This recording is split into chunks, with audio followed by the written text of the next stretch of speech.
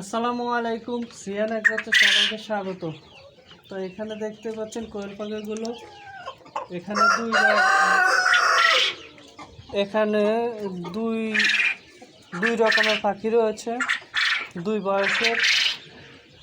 তো মহিলা আছে 83 পিস, পুরুষ আছে 30 পিস। এখানে আমি আরও 7 পিস মহিলা নিব, 90 পিস মহিলা হবে এবং 30 পিস পুরুষ হবে। তো এই পাখিগুলো আমি প্যারেন্টসের জন্য তৈরি করছি।